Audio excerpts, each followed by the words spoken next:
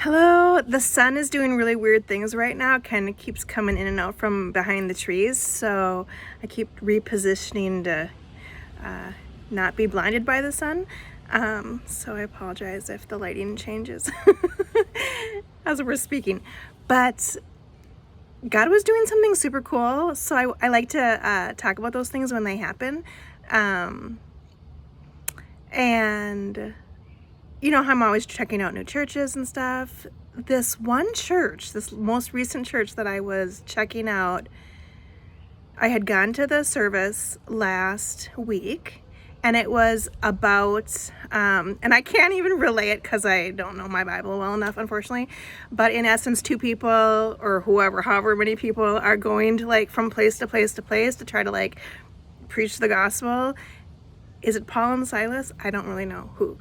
And they keep getting like blocked, like they can't preach the gospel here, they got to go somewhere else. Then they try to preach the gospel somewhere else, they can't go there, they're like blocked, like the Holy Spirit won't let them. It's not that they're encountering warfare, it's that literally the Holy Spirit's not letting them move forth in these places. And then they go to this other place, and then they're able to preach the gospel there. And I think they run into this lady Lydia, right? And then all these people like get baptized and stuff, something like that. The people who know their Bible will know what story I'm talking about. But anyway, so this is what the message was about last Sunday. And as the first time going to this church, I was going to take a class there. I had invited a friend, and so I thought, well, I should go to the church service to see what this church is like where I'm taking the class at later that afternoon, right? Done.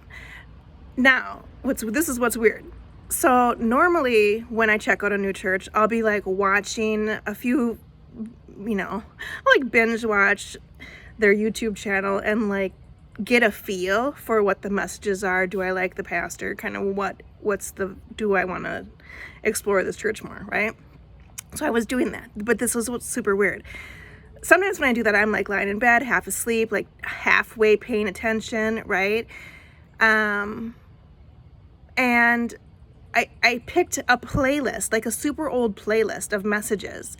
And then when I listened to one of those messages from like, I don't know, a year ago, it was for the same church, for the same pastor. It was in essence, maybe slightly modified because it's been a year, but also the same message. Here she's preaching about the same thing. She gave the same message with the same jokes even in parts before. Now sometimes pastors do that, like I've experienced that at other churches where they like recycle through like their old material, right? Because not everyone has heard everything every time. But it was weird because here I'm trying to just listen to like other messages, and then I get like the same message accidentally twice. And I'm like, that is like God. And then I tried again a different day, and this time I think I was like super asleep. And sometimes I'll wake up in the middle of the night and I'll like not be able to sleep, so then I'll like listen to a church service, right? So anyway, I have one of these playlists on, and then I don't remember any of the messages that I had listened to because I'm pretty sure, not conscious. And then all of a sudden this one comes on, and this was a whole different playlist, titled a whole different thing at a whole different period of time. And all of a sudden I'm wide awake because it was the same message. So now this lady so then I can hear that one, right? Like I'm awake then. And I'm like struck, like how weird is it that I keep trying to listen to messages from this church, and the only ones that are like making it through to my brain or when I'm conscious are these ones where she's apparently repeating this exact same Bible story. I've heard it 3 times from this church now. I don't know what else she preaches about because somehow randomly I'm stumbling upon this repeat message that she has about this story where people are like, God is leading them through even closed doors. which is interesting. So I'm like, okay, this is the third time I've heard this message from this pastor from this church. I don't even go there. I don't understand why I'm hearing the same message over and over and over and over. Somehow it's just, that's all I can hear. Like, no other messages were coming through where I could like hear them.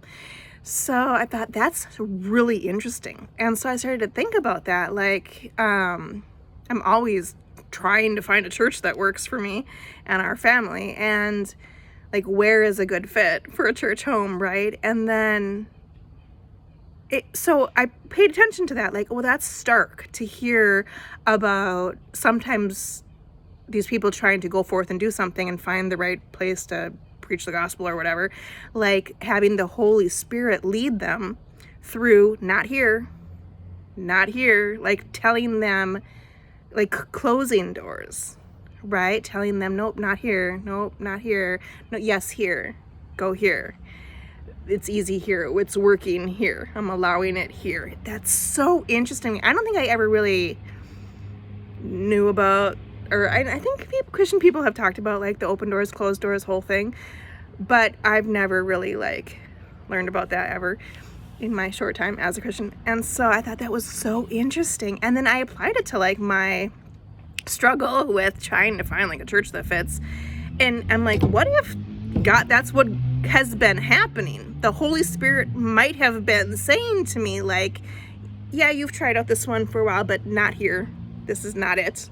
Yeah, you've tried out this one for a while, but not here. This is not it. It's not working here. Not necessarily warfare, because I always think of that kind of stuff as like, well, warfare sometimes. But to have the Holy Spirit be the one blocking the path, really. And then to be like, okay, yeah, here. Isn't that interesting? So I almost didn't go to that same church again this Sunday. I was super tired, perfectly willing to watch church at home. I ended up going 15 minutes late, and because I thought I need to just see, like, should I be going here, right? And it was again a super good message. Some other guy was speaking, and he was talking about like new beginnings, and even like small, even like with really big things that are going to have like a really big impact, to just sometimes the new beginning, like the start is really small, like small beginnings.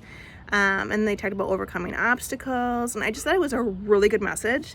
The guy was totally crying about something. It was really touching too. It was sweet how he was so moved by his own message. But I really liked it, and so I'm just feeling like I'm gonna keep going there for a while. I really, really feel good about it. Again, I think I mentioned this before, like the church just feels so spiritually clean.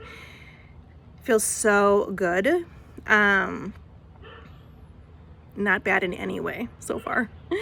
So that's just really interesting. It's so interesting to hear that same message 3 times. So if I ever talk to that pastor, I'm gonna have to tell her about how that happened. But anyway, and then I had one other thing I wanted to say. This, I don't know if this is gonna make sense, about, I was thinking about things that are heavy versus things that are light. And like when they say like, oh, being set free or whatever, and the things that keep us bound and like stuck in the worldly world stuff, as opposed to like being in the spirit more. So for me, the list I made about things that would be like keeping people heavy or burdened or weighed down, for a lot of people, it can be like even just like clutter. I noticed that with my dad as he got, as his Alzheimer's progressed, like the clutter in his basement, he had a really hard time. He wanted to get rid of it, but he didn't know like the good way to get rid of it. But just the burden of just having literally too much stuff. Like I myself have too much stuff. I'm always talking about the clutter in my basement, like it's the same issue. But physical stuff will weigh you down, right? It's just so burdensome. It can get in the way of like, well, I don't want to have the electrician come over because I gotta clear the crap away from the whatever, where the electricity is. that kind of stuff will just burden you, right? Or papers, like organizational system, always, I won't name them but I know like somebody who's just, they're always in their office doing paperwork. And it's like, when you look back on a person's life, like if those are your memories of them, it's just always, in essence, shuffling paper. Like you start to see how people are chained and bound. And myself too, I, like probably many other people, also struggle with paper clutter. And I've recently found a system that actually works very well for me, where I just use binders. I just have like a rainbow color of binders, and red stands for certain things, yellow, orange, yellow, green. Each color is like a symbol for various topics, and then I just put the stuff in sheet protectors and the binders. I'm good to go. Like, it just has really helped keep like my paper clutter under control. If it's not worthy of going in the binder, it's gotta get tossed or shredded, you know. But that can be a thing that weighs people down. Or even just cleaning or striving for perfection, like just always like having things have to be physically just right. Like if you spend all your time worried about that, you're not really out living life, you know. Games, video games, screens, of course, is a huge way to like keep people stuck and burdened. Worried about beauty, worried about image, you know, what's trending, politics, just even religion in and of itself, like doing religion the right way. Like these are really legalistic people, like that can keep you just chained and bound in a different kind of way. Then I was thinking about the things that are lighter, like, is it Ecclesiastes, where he talks about just eating, drinking, enjoying the fruits of your labor. Like there is a truth to that of, you know, the Garden of Eden, right? Nature and growing our own food, and you're working, but it's to produce food that you'll then eat in community with others. Like there's a peace and a lightness and a joy that happens, you know, with that kind of work. It doesn't turn into clutter, right? Food will rot. It will turn into dirt if you don't eat it. It's not gonna turn into clutter though, right? Just being with people, just hanging out outside, having bonfires, right? Going fishing, all this kind of like stuff that's a little bit more nature-based. It's healthier for your lungs, right? Breathing, exercising, drinking water, like all that stuff. It's healthier, and it's also, it kind of sets you free. It takes you out of your worries about home maintenance or physical stuff, or, you know, like when I watch these minimalism videos, where they teach you how to like be a minimalist, they'll talk about like, don't like shuffle the hoard. You don't want to just waste your life moving around crap from one room to another. You want to not have it. You want to just lift that burden and get rid of it, and have that lighter, like not bound by your stuff feeling, and just have more space to move and breathe and have people over, and you know, have a Sabbath meal together, whatever it is. So I just have, that's been on my mind lately. And then also this opened, closed doors thing. So anyway, I just wanted to mention those two things. It's really the end of summer right now. Tomorrow's like the last day of summer before school starts, so not excited about that.